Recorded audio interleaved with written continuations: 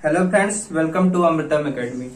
आज हम शुरुआत कर रहे हैं फिजिक्स कक्षा 12 की, जिसमें हम पढ़ेंगे कि वैद्युत द्विध्रुव के कारण अक्षीय स्थिति में स्थित किसी बिंदु पर विद्युत क्षेत्र की तीव्रता की गणना करना।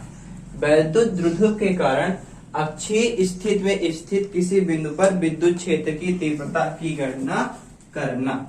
सबसे पहले हम देखते हैं कि वैद्युत द्विध्रुव में अक्षीय स्थिति क्या होती है।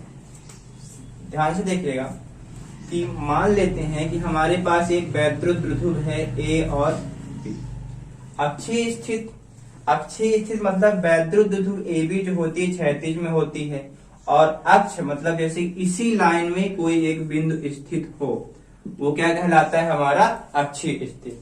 तो इसकी परिभाषा जब हम बनाएंगे तो लिखेंगे, जब कोई बिंदु जिस पर विद्युत क्षेत्र की तीव्रता की गणना करनी हो, जब कोई बिंदु जिस पर विद्युत क्षेत्र की तीव्रता की गणना करनी हो वो द्विध्रुव की अक्ष पर स्थित हो।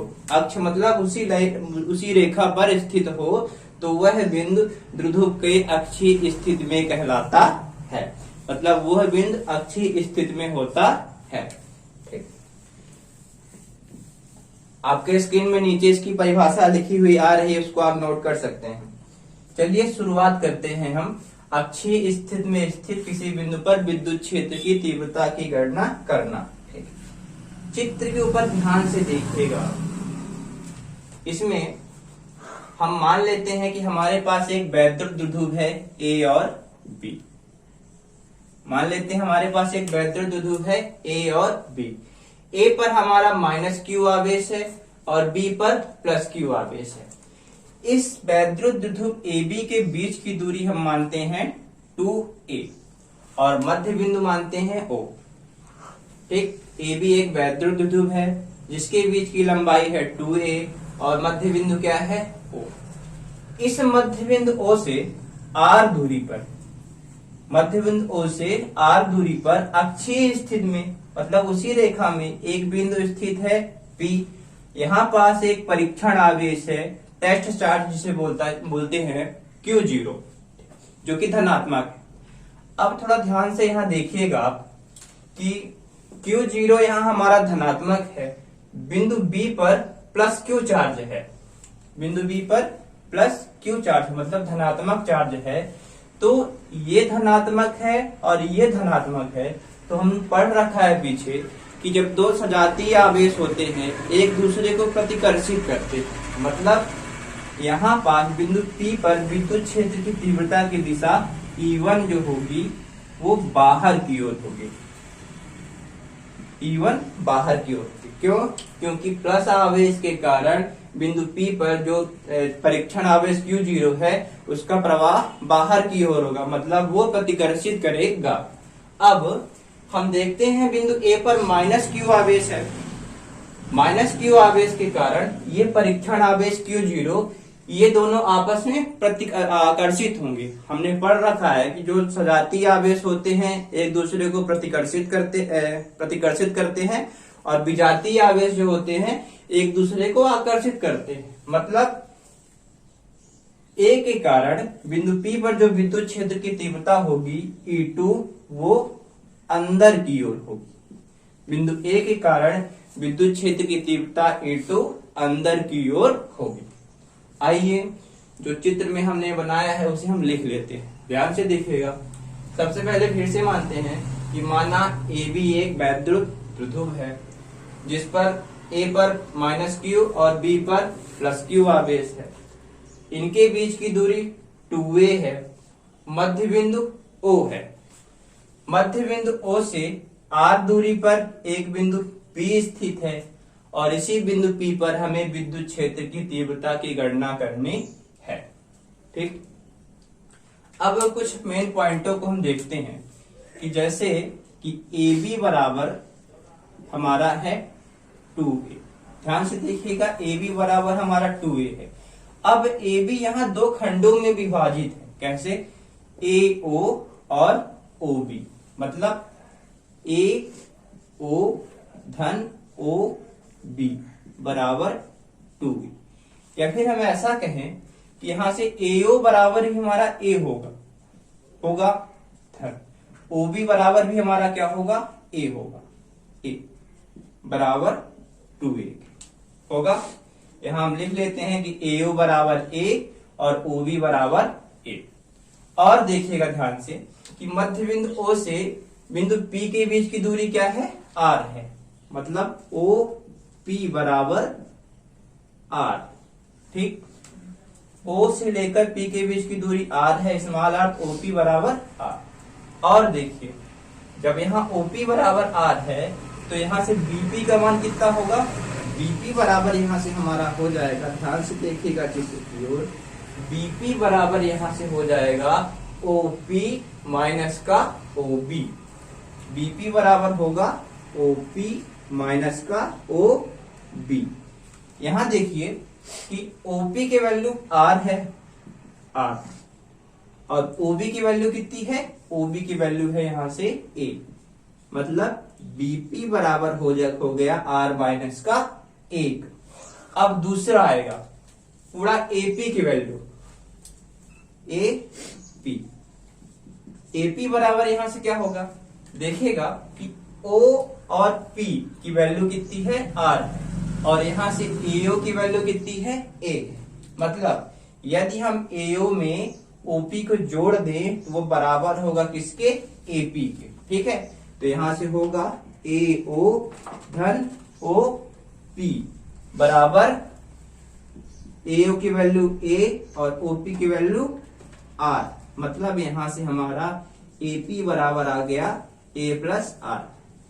इसको आप ध्यान में रखिएगा क्योंकि आगे इनका उपयोग पड़ेगा। अब यहाँ हम देखते हैं व्यंजक को सिद्ध करना। तो ध्यान से देखिएगा, बिंदु B पर प्लस Q आवेश, यहाँ लिखते हैं बिंदु B पर प्लस Q आवेश के कारण बिंदु P पर विद्युत क्षेत्र की तीव्रता E1 बराबर होगी 1/4 पाई एप्सिलॉन 0 इंटू Q बटे BP स्क्वायर। E1 बराबर है 1/4 पाई एप्सिलॉन 0 इंटू Q बटे BP स्क्वायर। ध्यान से देखिएगा, अब यहाँ हम BP का मान रखते हैं। हमने पहले अभी पढ़ा है कि BP बराबर क्या होता है, BP बराबर यहां से आएगा हमारा OP माइनस का OB। देखते हैं 1/4 pi epsilon 0 into Q BP का स्क्वायर। BP बराबर यहां से क्या आएगा, BP बराबर आएगा OP माइनस का OB, OP माइनस का OB। हम सिद्ध कर चुके हैं OP माइनस OB का पद। अब देखिए OP की वैल्यू कितनी थी, यहाँ पास OP की वैल्यू थी पूरी R और OB की वैल्यू कितनी थी A। लिखते हैं यहाँ पास 1/4 पाई एप्सिलॉन 0 इंटू Q बटे OP की वैल्यू R और OB की वैल्यू A माइनस का A का वर्ग। यहाँ E1 बराबर हमारा आ गया इसका, इसको ले लेते हैं समीकरण नंबर 1। अब बिंदु A पर माइनस Q आवेश के कारण बिंदु P पर विद्युत क्षेत्र की तीव्रता E2 बराबर हो जाएगी यहाँ से 1/4 पाई एप्सिलॉन 0 इंटू Q बटे होगी यहाँ से AP का वर्ग, AP का वर्ग। ठीक, अब यहाँ से AP की वैल्यू हमें निकालनी है जो कि हम पहले निकाल चुके हैं। ध्यान से देखिएगा कि AP बराबर यहाँ से क्या हो जाएगा 1/4 pi epsilon 0 into Q। AP बराबर हो जाएगा यहाँ से, चित्र के ऊपर ध्यान से देखिए, AP बराबर होगा AO धन OP, AO धन OP, मतलब यहाँ से A धन R। ठीक, तो हम लिख लेते हैं, उल्टा लिखते हैं, जिससे एक मतलब R एक जैसे रहे, R मतलब OP धन AO, OP धन AO, OP धन AO बराबर यहां से हमारा आ जाएगा 1/4 पाई एप्सिलॉन 0 इंटू Q बटे OP की वैल्यू कितनी है, यहां से OP बराबर हमारा है R और AO की वैल्यू कितनी है A, आर धन ए का वर्ग। इसको हम ले लेते हैं समीकरण नंबर 2। समीकरण नंबर 2। अब यहाँ हमें E1 मिल चुका है और E2 मिल चुका है। अब निकालते हैं यहाँ हम बिंदु P पर परिणामी तीव्रता। बिंदु P पर परिणामी तीव्रता।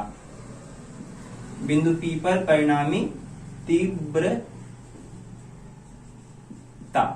बिंदु P पर परिणामी तीव्रता। परिणामी तीव्रता E बराबर होगी यहां से हमारी E1 धन E2। अब थोड़ा यहां देखिएगा ध्यान से, E बराबर होगी E1 धन E2, परंतु देखिएगा E1 बाहर की ओर जा रही है और E2 अंदर की ओर जा रही है, मतलब यहाँ दिशा विपरीत है। तो यहाँ E बराबर होगा E1 धन माइनस E2। E1 बराबर होगा E1 धन माइनस E2।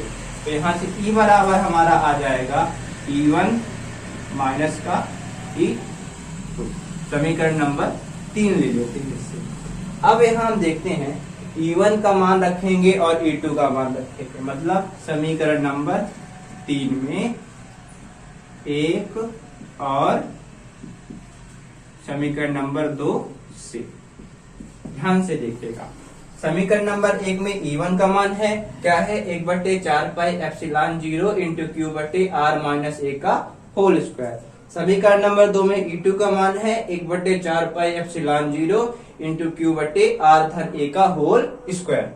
यहाँ E बराबर हो जाएगा हमारा 1/4 पाई एप्सिलॉन 0 इंटू क्यू बटे आर माइनस ए का होल स्क्वायर।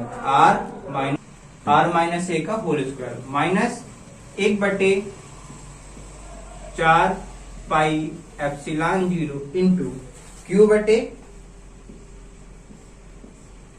आर धन ए का होल स्क्वायर। ठीक, अब यहां से देखेंगे हम कुछ चीजें कॉमन निकल रही, मतलब बाहर आएंगी। वो क्या, कौन सी चीजें होंगी? यहां से देखिएगा 1/4 पाई एप्सिलॉन 0 इसमें भी है, 1/4 पाई एप्सिलॉन 0 इसमें भी है, तो वो इन दोनों से बाहर आ जाएगा। और क्या है, Q कॉमन दिख रहा है, तो Q भी क्या होगा, इन दोनों से बाहर आ जाएगा। तो यहां हमारा बचेगा E बराबर Q/4 पाई एप्सिलॉन 0 इंटू, अंदर क्या बचेगा, ऊपर से पूरा हट चुका है तो यहां आएगा हमारा 1/r माइनस ए का होल स्क्वायर माइनस 1/r धन ए का होल स्क्वायर। आप इसका स्क्रीनशॉट ले लें जिससे हम इसको आगे हल करें। यहाँ E बराबर Q/4 pi epsilon 0 into 1/r minus ए का होल स्क्वायर माइनस 1/r धन ए का होल स्क्वायर आ चुका है। आइए इसको आगे हम हल करते हैं। तो ध्यान से देखिए, Q/4 पाई एप्सिलॉन 0 इंटू, इसका हम एलसीएम लेते हैं। इन दोनों का जब हम लघुत्तम लेंगे, एलसीएम लेंगे, तो आएगा हमारा r माइनस ए का होल स्क्वायर। ठीक, और आएगा यहां से r धन ए का होल स्क्वायर। अब देखिएगा r माइनस ए से r माइनस ए कैंसिल हो जाएगा, ऊपर बचेगा हमारा यहाँ r प्लस ए का whole square minus r minus ए का होल स्क्वायर। अब हम यहाँ 2 फार्मूले आएंगे, 3 फार्मूले आएंगे। ध्यान से देखिएगा, पहला फार्मूला हमारा कुछ ऐसा होता है कि a धन b का होल स्क्वायर बराबर होता है a स्क्वायर, ठीक, धन b स्क्वायर धन 2ab, a square b square धन 2ab। और दूसरा होता है a माइनस b का होल स्क्वायर बराबर होता है यहां से a स्क्वायर धन b स्क्वायर माइनस का आएगा क्या, 2ab। ठीक, a स्क्वायर धन b स्क्वायर माइनस का 2ab।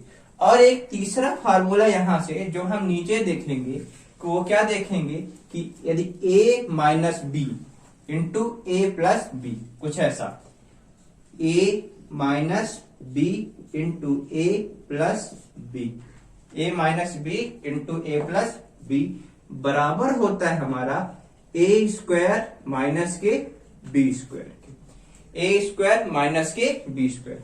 अब ध्यान से यहां ये देखिए, यदि यहां हम मान लेते हैं a बराबर हमारा है क्या, r, इस r को a बराबर मान लेते हैं r, इनको जो r दिए गए हैं, a बराबर यहां से हम मान ले r, और b बराबर मान ले क्या, b बराबर हम यहां से मान लेते हैं a, ठीक है। a बराबर r और b बराबर a की हम मान लेते हैं, तब क्या करेंगे हम, इन सभी सूत्रों के हिसाब से यहां हम मान रखेंगे। देखिएगा थोड़ा ध्यान से, E बराबर हमारा यहां आ जाएगा Q बटे 4 पाई एप्सिलॉन 0, ठीक, इंटू पहला नंबर है r धन a का होल स्क्वायर, यहां लगेगा a धन b का होल स्क्वायर, हो जाएगा यहां से r का वर्ग धन a का वर्ग धन 2ab मतलब 2ar, 2ab मतलब 2ar या फिर 2ra कह सकते हैं। फिर यहां माइनस का सिंबल है माइनस, ठीक, r माइनस a का होल वर्ग, यहां लगेगा फॉर्मूला a माइनस b के होल वर्ग का, तो कुछ ऐसे होगा क्या, r स्क्वायर धन a स्क्वायर माइनस का 2ar, ठीक, बटे, अब यहां नीचे की ओर ध्यान दीजिए, यहां लिखा है r माइनस ए का होल स्क्वायर इंटू आर धन ए का होल स्क्वायर। यदि यहां हम सिर्फ इन्हीं चीजों के ऊपर अभी ध्यान दें तो a minus b into a plus b, a minus b into a plus b का फार्मूला बन रहा है, जो बराबर होता है a square minus b square के। तो यहां हो जाएगा हमारा r square minus a square, r square minus a square. अब वर्गों के ऊपर ध्यान देते हैं तो यहां हो जाएगा पूरे का वर्ग, ठीक। अब थोड़ा चिन्हों के ऊपर आप ध्यान दीजिए, यदि हम यहाँ माइनस का मल्टीप्लाई अंदर करते हैं, जब माइनस का मल्टीप्लाई अंदर करेंगे तो यहाँ ऋण हो जाएगा, चिन्ह बदल जाएंगे, धन वाला ऋण में और ऋण वाला धन, मतलब आर स्क्वायर भी ऋणात्मक हो जाएगा, ए स्क्वायर भी हमारा ऋणात्मक हो जाएगा, और 2ar जो ऋणात्मक था वो धनात्मक हो जाएगा, ठीक। जब वो धनात्मक हमारा हो जाएगा तब आर स्क्वायर से आर स्क्वायर कट जाएगा धन और ऋण का, ए स्क्वायर से ए स्क्वायर हमारा कट जाएगा धन और ऋण का। अब क्या बचेगा हमारा यहां से, ई बराबर हमारा आएगा Q बटे 4 पाई एप्सिलॉन 0 इंटू 2ar धन 2ar, हो गया यहां से हमारा 4ar डिवाइड बाई, यहां से हो जाएगा r की पावर 2 माइनस a की पावर 2 पूरे की पावर 2, ठीक। ये कुछ हमारा ऐसा आया। अब यहां से देखिएगा कि यदि हम ऐसा मान लें, यदि कुछ ऐसा हो कि a जो हमारा है a r से बहुत छोटा है, a जो है r से बहुत छोटा है, तो हम क्या करेंगे, यहाँ a की कर देंगे उपेक्षा। कौन से a, ध्यान दीजिएगा नीचे वाले a की क्या कर देंगे यहाँ से हम उपेक्षा। तो ऐसा लिखेंगे a r से बहुत छोटा है तो a स्क्वायर की उपेक्षा करने पर, a स्क्वायर की उपेक्षा करने पर, जब a स्क्वायर की हम उपेक्षा कर देंगे तब ध्यान से देखिएगा a स्क्वायर की जगह आप a भी लिख सकते हैं, यहां से इसको हम हटा देंगे तब a स्क्वायर यहाँ पूरा हट जाएगा। E बराबर हमारा बचेगा Q बटे 4 पाई epsilon 0 into 4ar divide by r की पावर 4, r की पावर 4। अब यहाँ क्या करते हैं हम, एक आर से एक आर कैंसिल हो जाएगा तो यहां बचेगा 3r। तो यहां से हमारा E बराबर आ जाएगा Q बटे 4 पाई एप्सिलॉन 0 इंटू, इसको हम खंडित कर लेते हैं, 4a को हम अलग अलग कर लेते हैं, तो कुछ इस प्रकार से करेंगे 2 into 2a divide by r की पावर 3। अब आप इसका स्क्रीनशॉट ले लीजिए। अब यहाँ हम देखते हैं E बराबर हमारा है Q इंटू 4 पाई एप्सिलॉन 0 इंटू 2 इंटू 2a बटे r क्यूब। अब वैद्युत ध्रुव आघूर्ण, वैद्युत